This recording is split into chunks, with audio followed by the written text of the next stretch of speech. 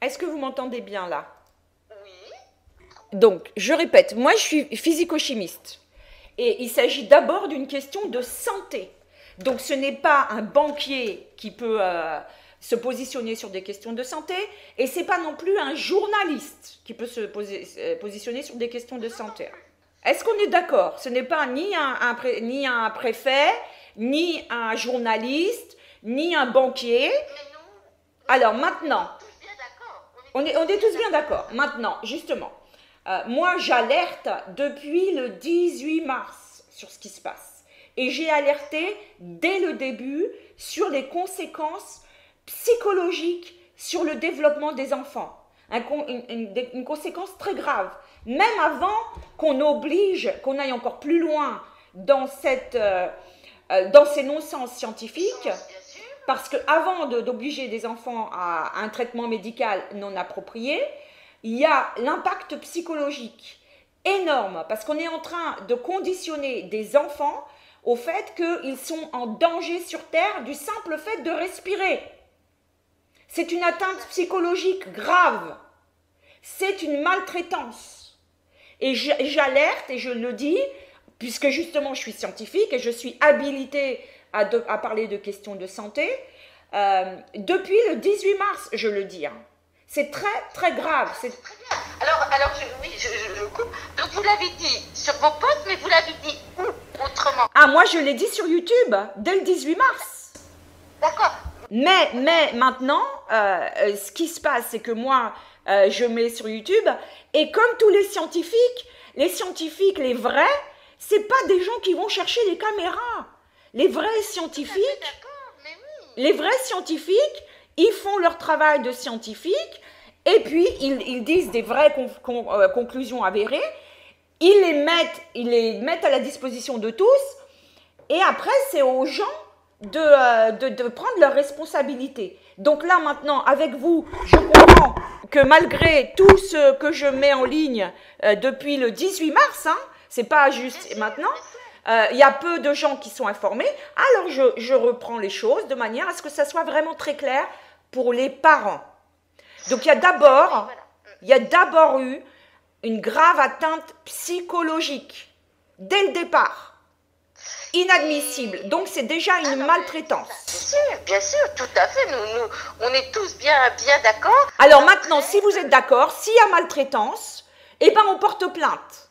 La deuxième, là maintenant, on va plus loin dans la maltraitance, puisqu'on oblige un enfant en bonne santé à porter un masque chirurgical toute la journée, et un masque chirurgical, c'est un traitement médical. Puis toute la journée. Or, il y a obliger un adulte en position d'autorité qui oblige un mineur à un traitement médical alors que ce mineur est en bonne santé, c'est une maltraitance qui est décrite dans les ouvrages de psychiatrie et qui est passible de pénal. Ça s'appelle le syndrome de Munchausen par procuration. D'accord. Oui, il faut que vous le sachiez.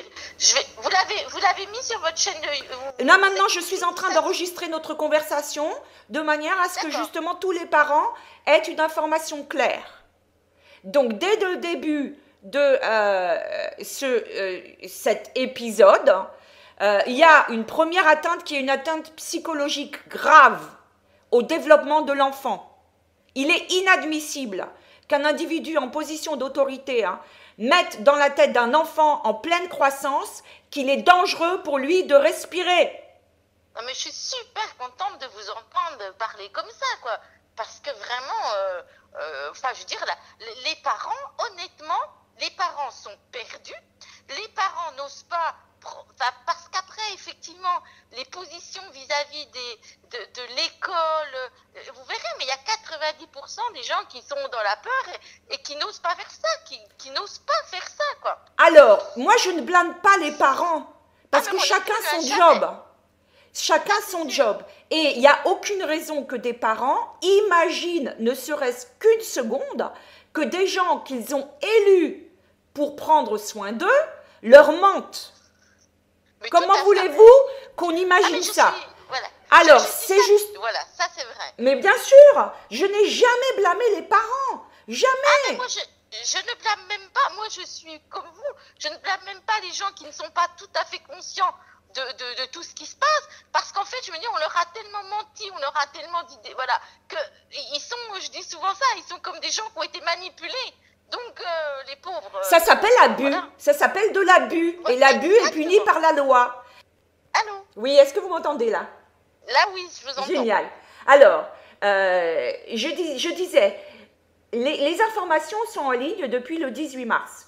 Maintenant, encore une fois, comme je vous ai dit, les scientifiques, ce n'est pas des gens qui vont chercher les caméras. Donc, j'ai laissé, moi, ma responsabilité en tant que scientifique, c'était de dire la vérité, hein, avec intégrité et honnêteté, en me disant que les parents allaient chercher l'information. Maintenant, comme je vous disais, il n'y a aucune raison que quiconque dans la société imagine que des gens qu'on élit pour nous représenter et pour nous protéger dans un pays de loi avec une constitution basée sur les droits de l'homme puissent nous mentir. Ah mais bien sûr, mais on est tous, enfin, nous on est tous conscients. Alors maintenant pour continuer, on est trop faible, voilà. Il faut vraiment savoir qu'il y a premièrement, il y a une maltraitance psychologique. Il faut le savoir. La deuxième, maintenant on va plus loin dans la maltraitance, puisque là, après la maltraitance psychologique des enfants, moi je parle des enfants, hein, on oblige des enfants à un traitement médical. Porter un masque chirurgical, c'est un traitement médical. Au même titre qu'un plâtre, c'est un traitement médical. D'accord. On ne met pas un plâtre à quelqu'un qui n'a rien de cassé. Hein. Il n'y a aucune raison de faire porter un masque chirurgical à quelqu'un qui n'est pas malade. Donc après, par rapport à l'approche d'un juriste... Alors, le syndrome qui correspond à un traitement médical par personne ayant une position d'autorité sur un mineur, ça s'appelle le syndrome de Munchausen par procuration. D'accord, d'accord.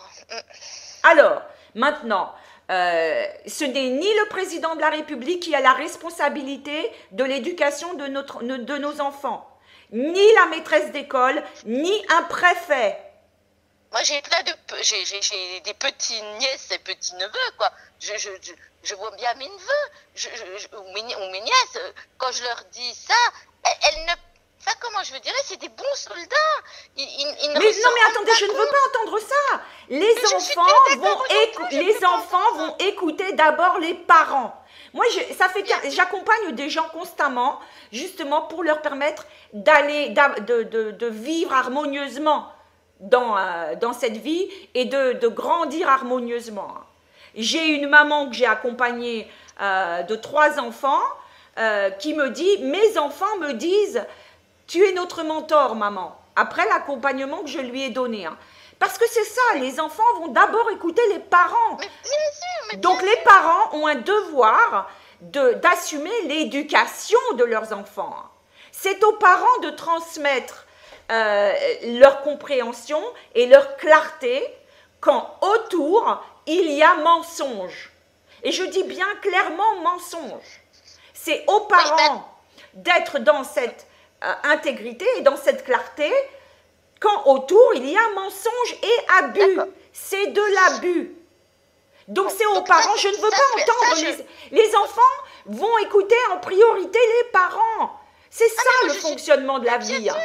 Donc je refuse qu'on m'entende d'entendre dire oui mais les enfants sont des bons soldats. Si vous entendez un enfant...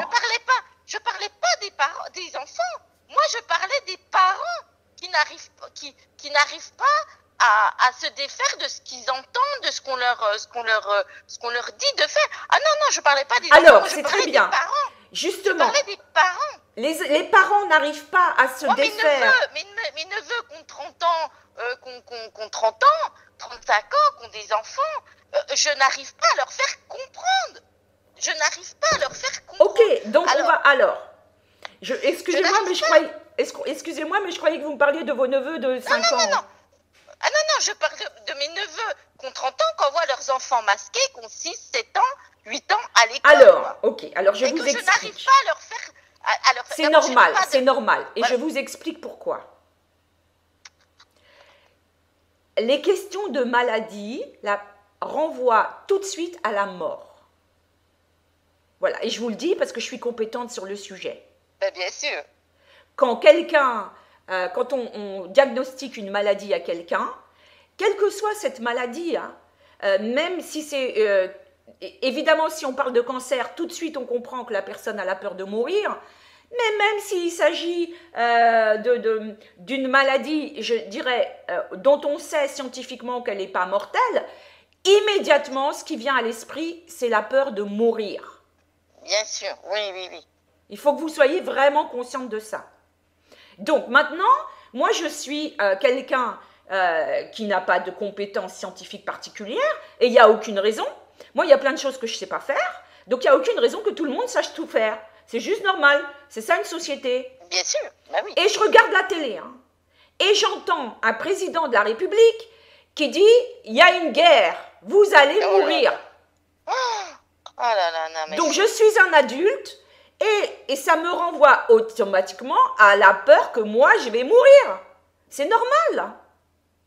Avant d'être un parent, on est juste un être humain, avec nos peurs. Et la peur de la mort est la peur qui est partagée par tous les êtres humains. C'est tout. Donc maintenant, je regarde la télé, et ce président de la République, que j'ai élu pour respecter les valeurs de liberté, égalité, fraternité, qui sont les valeurs de la France. On s'en rappelle, hein. Il est en train de me dire, tu vas mourir. C'est très grave ce qui se passe, tu vas mourir. Et il est en train de me dire, c'est très dangereux parce que tu risques, toi, de faire mourir les autres. Oui, ah bah ça, cette approche-là, mais c'est le spot publicitaire, là, il devrait être interdit, là. Interdit du jeune, là, qui va faire... Je veux même pas que vous me le racontiez. J'ai envoyé un message à l'agence de communication du gouvernement. Je la cite pour que vous sachiez qui sont ces vautours. Où je leur dis que c'est des vautours. Ils ont contribué à instiller dans la population française des peurs injustifiées. Justifiées, bien sûr. C'est des vautours. Ça s'appelle pas une agence de communication, ça. Mais non, mais tout à fait. Mais qui a utilisé ça? Ces gens que nous avons élus sur la base des valeurs de la France, liberté, égalité, fraternité, pour protéger tous les citoyens français. Et tous les citoyens français, c'est tous les enfants. Donc ces gens ont répété du matin au soir, vous allez mourir et vous êtes dangereux pour les autres. Et vos enfants sont dangereux pour les membres de votre famille. Mais oui. Donc maintenant, excusez-moi, mais il y a de l'énergie dans ma voix, mais c'est tellement, je suis tellement choquée depuis le début. Mais vous avez tout à fait raison. Moi, je partage vraiment tout ce que vous dites, je le partage, sauf que je veux des solutions concrètes. Alors concrètement, quand quelqu'un viole un être humain, on est d'accord que c'est un crime. Tout à fait. On est d'accord qu'un viol, c'est forcer quelqu'un à un comportement qu'il ne veut pas. Voilà. C'est clair ça? Bien sûr. Est-ce que la pédophilie est un crime? Qu'est-ce que la pédophilie? C'est une personne en position d'autorité qui force un mineur à quelque chose. Oui, bien sûr. Bien. Alors maintenant, là, on a des personnes en position d'autorité qui forcent un mineur à un traitement médical qui n'a aucune raison d'être. Mais oui. C'est clair, là? Et voilà. Et aujourd'hui... Donc, à partir de ce moment-là, on peut porter plainte contre toute personne en position d'autorité qui force un mineur à un traitement médical qui n'a aucune raison d'être puisque l'enfant est en parfaite santé. Donc ça va bien... Des plaintes sont en cours dans ce sens. Moi-même, j'ai fait un signalement dans ce sens. Alors, d'accord, donc ça, nous aussi par rapport à notre groupe, donc nous on est 70 personnes à peu près, l'approche c'est que nous, on ne voulait pas recréer une association pour faire des plaintes parce qu'on dit c'est trop compliqué. Mais vous pouvez etc. adhérer à... Il y a le Bon réseau sens. Réaction 19, où Voilà, il y a donc déjà on a 20 000 déjà- adhérents. Vous pouvez Voilà. déjà adhérer à ça. Oui, mais nous on a adhéré à Bon Sens, on a adhéré Donc, à j'ai envie de dire, Radio- vous êtes déjà un collectif. Voilà. Oui, mais voilà, on a déjà adhéré, etc. Mais nous, ce qu'on cherche, c'est avoir un Ce que outil vous qui cherchez, permet- c'est l'énergie d'agir, maintenant. Oui, C'est alors, tout. aujourd'hui- Alors, l'énergie d'agir, elle se met en place d'abord par la clarté mentale. C'est positions, moi le voilà. parent, c'est moi Voilà. qui suis responsable de l'éducation de mon enfant et de la sécurité de mon enfant. Voilà les principes clés. C'est moi le parent, c'est moi qui suis responsable de la sécurité de mon enfant, avant quiconque. Mon enfant subit des abus. Et là, c'est exactement ça. C'est des abus sanitaires qui n'ont aucune raison d'être. Donc, je Attends, voilà. protège mon enfant des abus. Quand à l'école, on veut obliger mon enfant mineur, et moi je prends donc tous les enfants à porter un masque chirurgical, je dois dire non. Et il y a des avocats ont écrit des documents justement pour les parents d'élèves qui veulent dire non. Hein. Parce Oui, que voilà, j'avais vu, ça il faut absolument... voilà. Donc il faut imprimer et il faut distribuer aux 60 personnes de votre collectif et que ces gens le mettent redistribuer, en voilà, action. puis Parce que c'est comme voilà. si, voilà, je vous raconte, un tel m'a violé, et puis vous m'écoutez, et puis vous restez assis sur le canapé à rien faire. Est-ce que ça va changer moi, quelque je- chose? Surtout pas. Mais non, c'est bien pour ça qu'il faut qu'on soit dans l'action. L'action L'action. juridique. Donc on porte Voilà. plainte. Là, j'ai mis le témoignage d'une maman qui amène son enfant à l'école sans masque. Je pense que vous l'avez vu, c'est ce poste que vous avez vu qui a fait que vous m'avez appelé. Non. Ah, ok. Non, Je moi, l'ai j'ai- mis j'ai- aujourd'hui. j'ai pas celui-là. D'accord, ok. Et elle a dit qu'à chaque fois que l'école refusait de recevoir l'enfant, ils allaient déposer plainte au commissariat de police. Ah oui, d'accord. Voilà, Ok, voilà, ça, je c'est vous lis, très je l'ai sous intéressant. les yeux. Oui, mais justement, je vais Je le vous regarder, lis puis le je vais témoignage de transmettre. cette femme de manière à ce que vous puissiez transmettre aux gens de votre Voilà. collectif et Voilà. à vos Oui, neveux. Maintenant, vous avez bien Voilà. compris comment vous pouvez expliquer à vos neveux? Oui. Super. De toute façon, je vais lui faire passer, je vais leur passer vos vidéos, et puis voilà. Alors, Après, là, notre entretien est enregistré. Hein, j'en ai profité, hein, j'en profite toujours c'est parce très que quand... gentil. Mais c'est très très gentil parce qu'en fait, ce qui serait bien, c'est presque si vous pouviez me l'envoyer pour que. Alors, ils prennent dès conscience. que j'ai fini de le mettre de manière à ce qu'il aille sur YouTube, je le mettrai sur YouTube. Hein. Donc là, c'est Mais- enregistré. Hein. Et je vais vous Mais c'est lire. vraiment très bien. Génial, je vous remercie. Hein. Et vous voyez, moi je ne peux pas me parler toute seule. Encore une fois, les scientifiques ne vont pas chercher des caméras. Ils ne se mettent pas tout seuls devant des caméras pour faire état de leur truc. Donc j'ai vraiment besoin d'un interlocuteur qui, j'ai envie de dire, va m'obliger à donner les réponses. Et par rapport à ça, parce que bon, effectivement, on est tout un groupe où on est conscient et on ne peut pas forcément. Là, je vais retravailler encore avec un autre groupe pour agrandir notre cercle, etc. Mais oui, c'est d'avoir vraiment des personnes comme vous, quelque part, qui expliquent vraiment très bien scientifiquement les choses, où en fait on en est convaincu, nous, parce qu'on essaie de ne pas prendre les messages qui sont donnés, d'écouter d'autres messages, mais c'est tellement peu par rapport aux autres messages qu'on peut avoir que les personnes, effectivement, ne nous croient pas. Ne nous croient pas. On parle ni de complotisme, c'est pas ça. Nous, c'est que, comme on parle toujours de bon sens, on se dit le bon sens est là, et ça, c'est, voilà. On y est, vous y êtes. Il y a... Et la partie, tout ce qui est parti, aussi traitement, moi j'ai beaucoup de personnes dans le groupe qui sont naturopathes, et en fait quand elles nous disent comment ça peut être soigné, la partie prévention qui peut être utilisée, et ben en fait on zappe tout ça, quoi. On nous en parle même pas. Excusez-moi de vous interrompre. La première prévention, c'est respirer. Il faut arrêter là. Oui, La première prévention de la santé, c'est respirer. Le premier besoin fondamental de l'être humain, c'est l'oxygène. l'oxygène. Excusez-moi encore, j'ai beaucoup d'énergie, mais comme je vous dis, ça me révulse depuis des mois. Mais c'est trop bien. Mais justement, c'est très bien parce que on a besoin, enfin, nous, quand on est dans notre groupe, on est comme vous, faut pas vous inquiéter. Avec Là, vous n'êtes pas comme moi, parce que moi, j'ai en plus la connaissance scientifique, donc c'est encore pire. Ah non, je parlais pas par rapport à votre scientifique. Moi, par rapport à mon métier d'expert comptable, sur autre chose, au niveau de la partie économique. Voyez, alors, au niveau de la partie économique, c'est très simple. Je vais vous synthétiser tout en une phrase. On a une économie qui détruit en prétendant nous rendre service. Mais bien sûr, mais on sait très bien. Ça, on sait. C'est pas aussi clair que ça. Alors, il faut une clarté. Une clarté que nous avons une économie qui détruit sous prétexte de rendre service. Et il est grand temps que les citoyens reprennent les rênes de leur économie.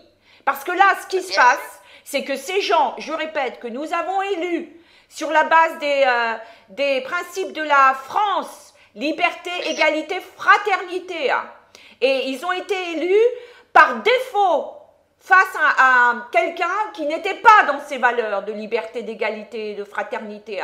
Nous avons des gens au gouvernement qui utilisent l'argent des Français. Bien sûr. Pour maltraiter les Français. C'est inadmissible. Inadmissible. Mais là, encore une fois, les adultes, j'ai envie de dire, ils sont assez grands. Et moi, à partir du moment où on touche les enfants, je me dois d'agir. Parce que dans mon monde, les forts protègent les faibles. Et là, il y a, je le répète, une maltraitance psychologique des enfants depuis le début. Mais ça, c'est très intéressant. Parce que on le sait, de très très tôt, on l'a su, que les enfants n'étaient pas touchés. Le responsable épidémiologiste de la Suisse a clairement dit dans une interview qu'on avait fermé les écoles pour manipuler les parents et faire croire aux parents que la situation était grave. Mais bien sûr. Donc, il y a une première maltraitance psychologique. Maintenant, on va plus loin encore dans la maltraitance, puisqu'on oblige à un traitement médical à des enfants qui sont en bonne santé. Je répète, le premier besoin fondamental de l'être humain, c'est respirer. Et respirer à plein poumon. Et respirer à plein poumon. Les enfants sont en pleine croissance. Les enfants ont des mécanismes cognitifs en pleine ébullition, puisqu'ils sont en pleine phase d'apprentissage. Ils ont besoin, et quand on réfléchit, on a besoin d'autant d'oxygène que quand on fait une course. Le cerveau a besoin d'être oxygéné. Bien sûr. Qui plus est, c'est juste un non-sens. Ça s'appelle un traitement médical abusif. Ça s'appelle le syndrome de Munchausen par procuration. Maintenant, je répète, les parents ont peur de mourir. Mais c'est normal. Si on te répète à longueur de journée, tu vas mourir, tu vas mourir, tu vas mourir, c'est eux-mêmes qui... En fait, les parents sont naturellement dans l'instinct de préservation, ils veulent se protéger eux-mêmes. Oh non, mais moi je vois bien... Donc vos neveux, ils portent le masque sur eux, et puis ils disent à leurs enfants de porter le masque, parce que d'abord, en fait c'est comme toute l'éducation des parents avec les enfants. Ce qu'un parent fait pour lui, il le fait avec son enfant, c'est tout. Il n'y a rien de nouveau sous le soleil. Ce qui va être intéressant, c'est quand je vais leur envoyer notre enregistrement, de dire, voilà, moi je suis préoccupée de ça et tout, leur réaction va être très intéressante de, est-ce que je prends les rênes de ça, est-ce que je prends les décisions, est-ce que je prends l'action de faire ça, ou est-ce que je suis encore pétrifiée, quoi. Et ça... non mais attendez, il n'y a pas le choix. Encore une fois, si votre fille, elle vous dit... ou votre garçon vous dit « je me suis fait violer », vous allez vous poser la question de savoir est-ce que je prends les rênes de la défense de mon enfant? C'est bien pour ça que je vous pose la question, pour qu'il l'aient jusqu'au bout. Ben oui, c'est très bien. Donc oui, la question, c'est pour ça que je vous la pose, pour aller jusqu'au bout de leur responsabilité, jusqu'au bout. Et parce que je sais comment ça va être dur pour eux. quelque part, ça va être dur pour eux, ça va être dur pour une population, quelque part, de dépasser ça, de s'affronter, d'aller porter plainte. Tout ça, vous voyez, ça se fait pas si facilement que ça. Ça se fait pas si facile. Aujourd'hui, on va aller porter plainte. Nous, enfin, moi, je suis expert comptable et aussi, on a un très gros domaine hôtelier. Donc, en fait, on nous a fermé notre restaurant, on nous a fermé notre gîte, notre hôtel qui va venir. Il n'y a plus personne. Donc, voilà. Et donc, en fait, ça, c'est assez terrible. Et on se dit, demain, est-ce qu'il faut qu'on aille porter plainte tous les jours parce qu'on nous a fermé notre outil de travail, par exemple. Voilà. Vous voyez, ça, c'est compliqué. Bon, c'est moins dangereux quelque part que les enfants. Ce qui est compliqué, c'est d'avoir l'assise solide pour être confiant en soi quand on pose un acte. Oui, c'est ça. C'est ça qui est compliqué. Mais ça, j'ai envie de dire, c'est le défi de la vie pour chacun.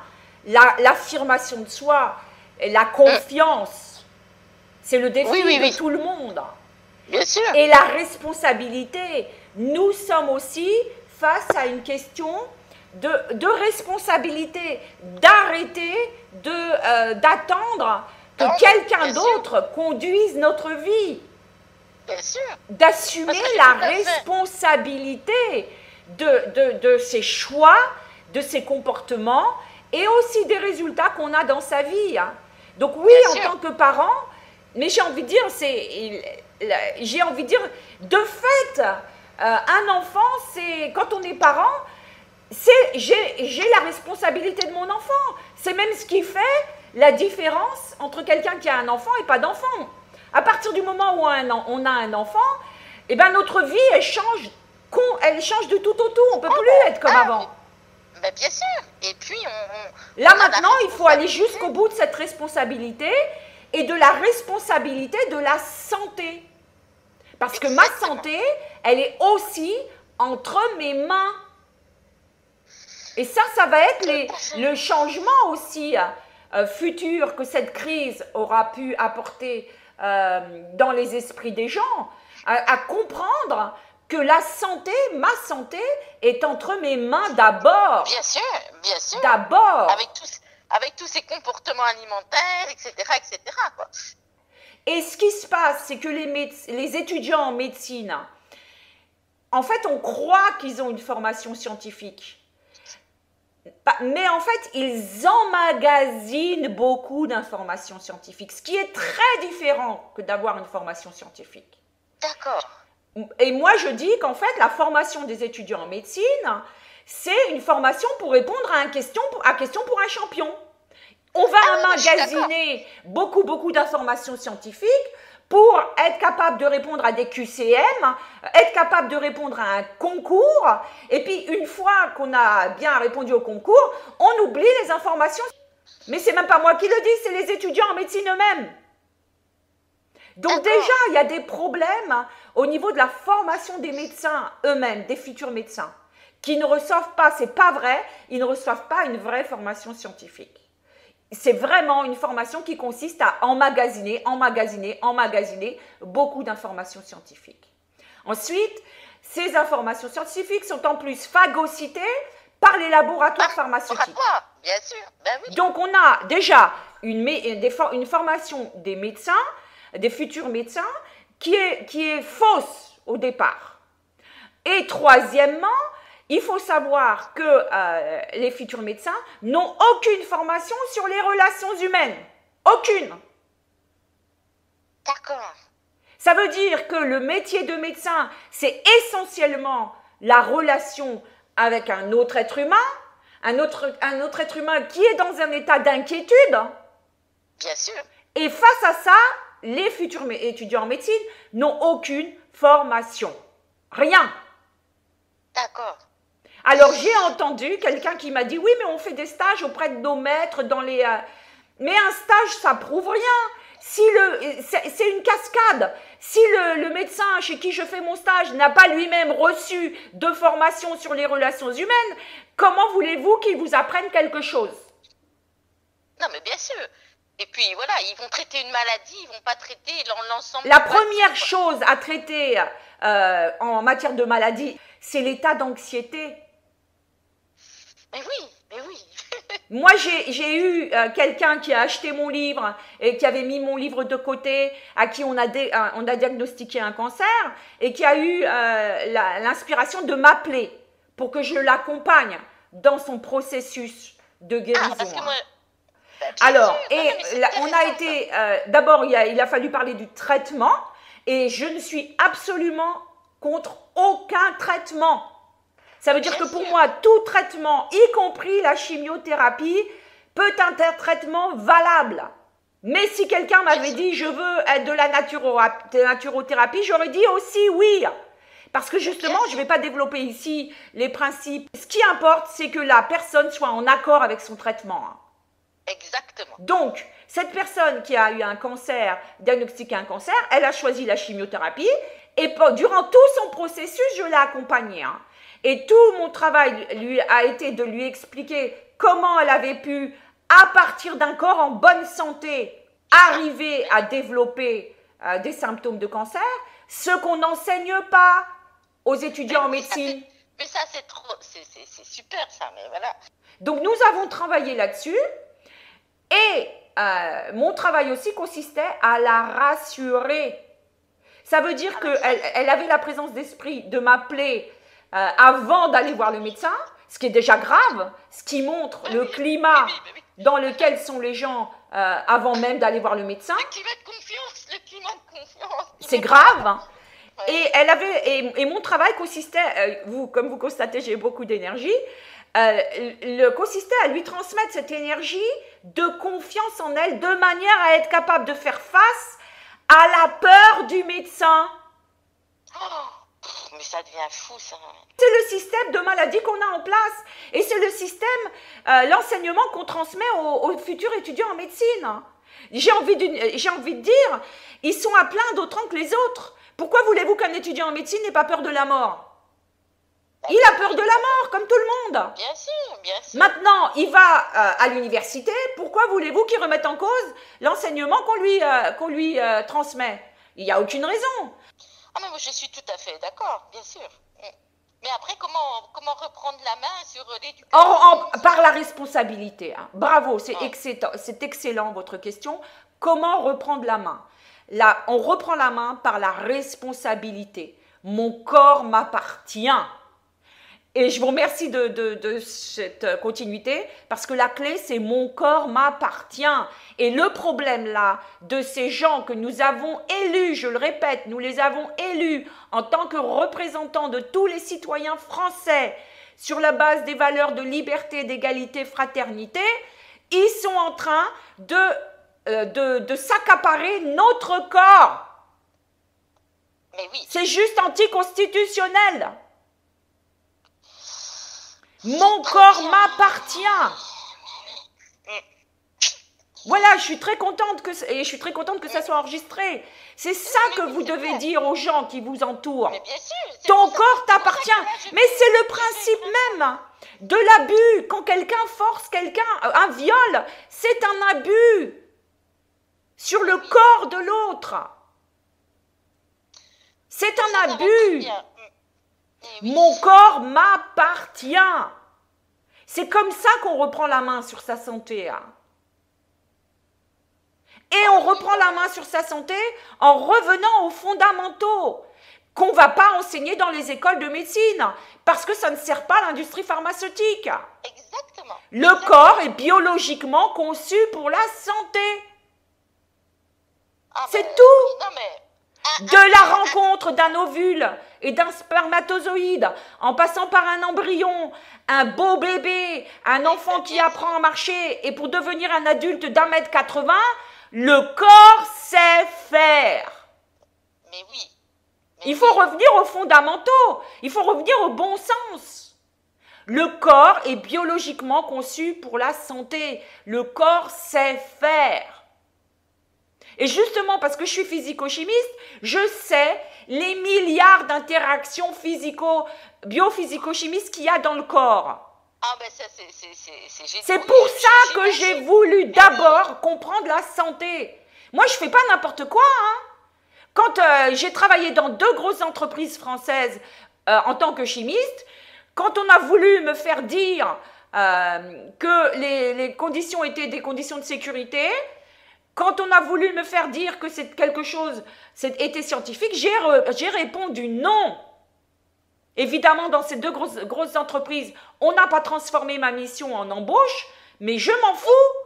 C'est ma responsabilité. Voilà, vous avez gardé votre intégrité, etc. C'est plus que ça, c'est ma responsabilité. On ne fait pas n'importe quoi avec la chimie, nom d'un chien. C'est bien pour ça qu'il y a des études. Et là, les gens, ils écoutent des journalistes. Ils méritent même pas le nom de journalistes.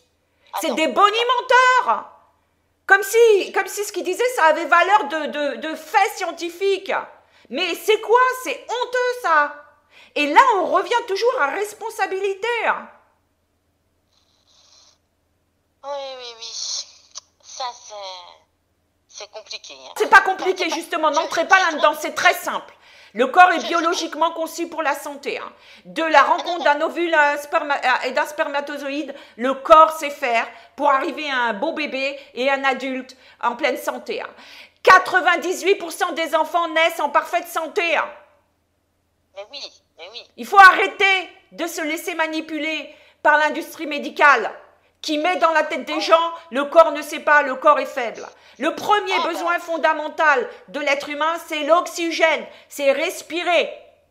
Donc ce dont a besoin l'être humain, c'est pas d'un masque chirurgical toute la journée et pendant que les usines polluent. Bah bien sûr. C'est respirer. À côté de chez moi, il y a une personne qui vient de Chine, qui a ouvert un centre de soins. Et moi, comme j'aime discuter avec les gens, je lui ai demandé, la première chose que je lui ai demandé, c'est qu'est-ce qui vous plaît ici, hein? Vous savez ce qu'elle m'a répondu? L'air pur. Absolument, l'air. Et moi, je suis tombée des nues. Elle m'a regardée avec les yeux brillants, en regardant le ciel, elle m'a dit l'air. Parce que chez nous, en Chine, c'est tellement pollué qu'on n'arrive pas à voir les immeubles d'en face. Voilà la vérité des masques. Mais oui. Et nous, qu'on a la campagne et tout, quand on voit ça, enfin, on respire. Ça y est, vous voyez, alors maintenant, c'est une aberration. Là maintenant, est-ce que je vous ai suffisamment convaincu?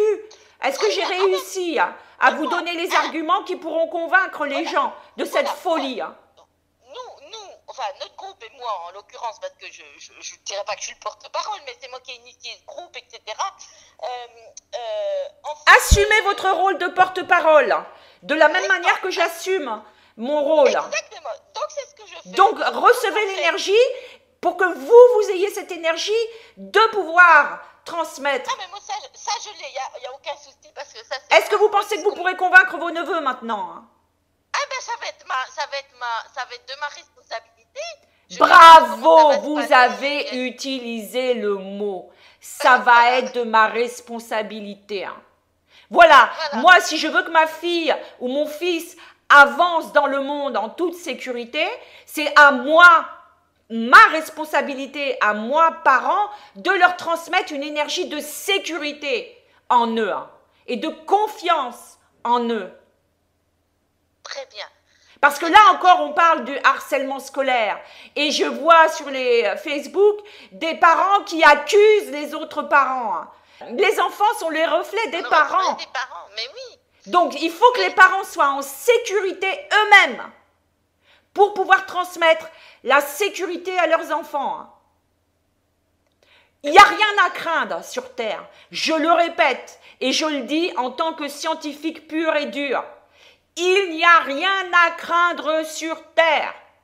Rien. Et puis, voilà. Et puis donc en termes de, parce que effectivement quand on leur dit ça c'est bien. Après, est-ce qu'en termes de prévention,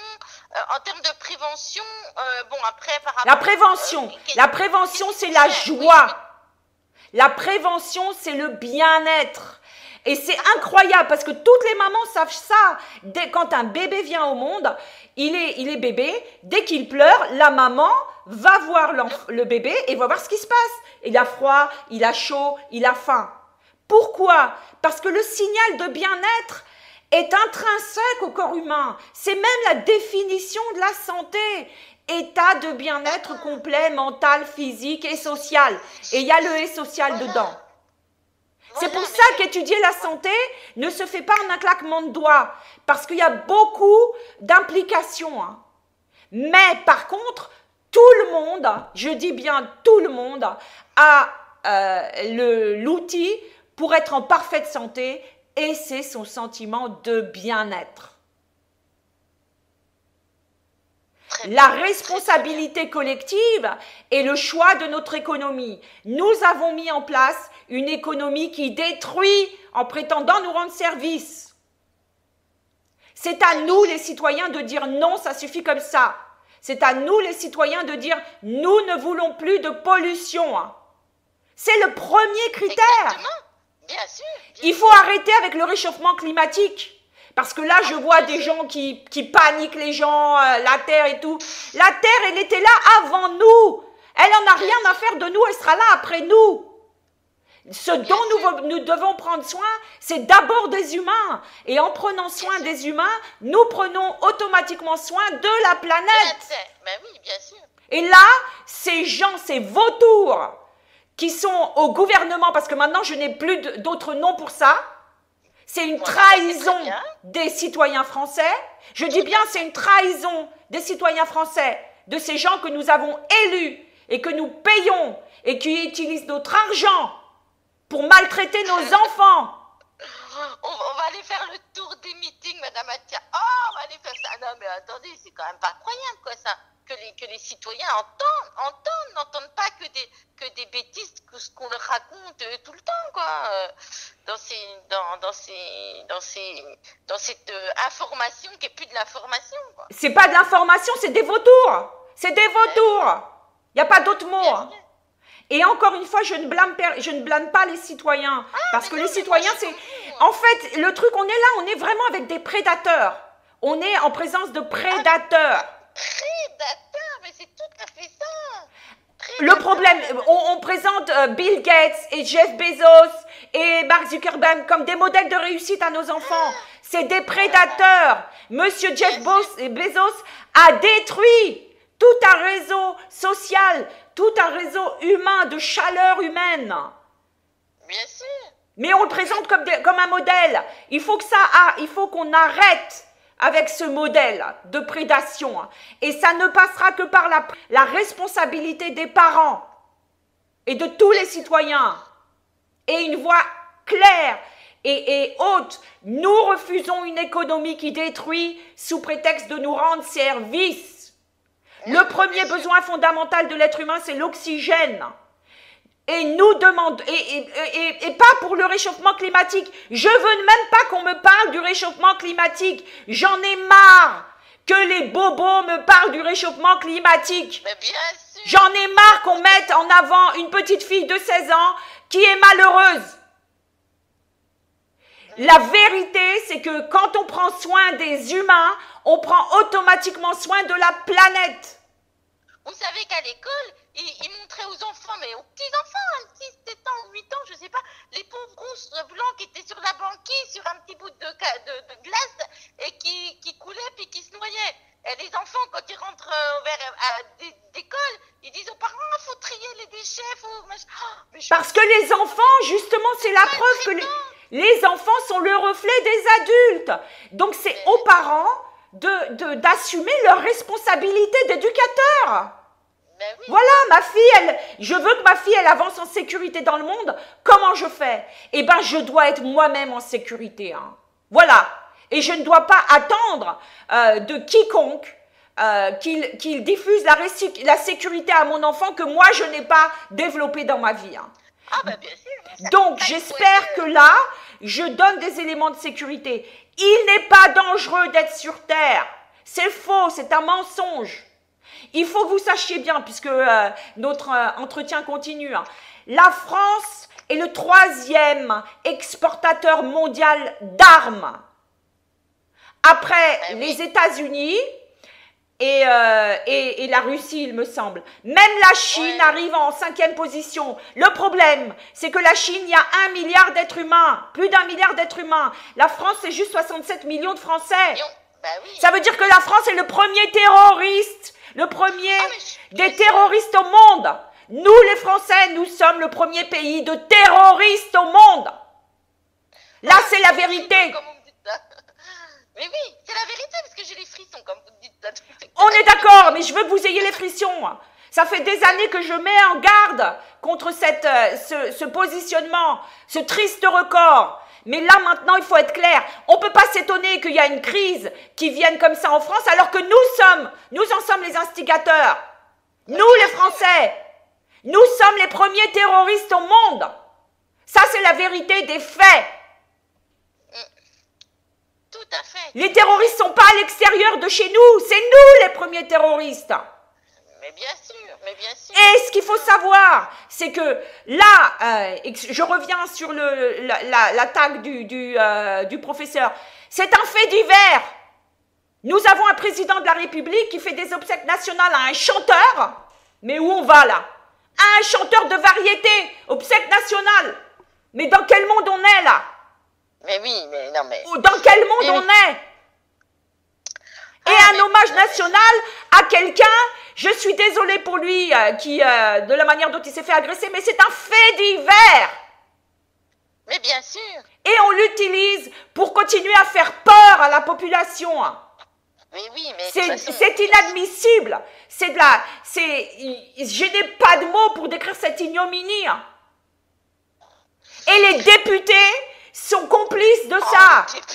Mais les députés, moi j'ai une députée là. Et tous les partis politiques sont complices de ça. Et ils croient quoi?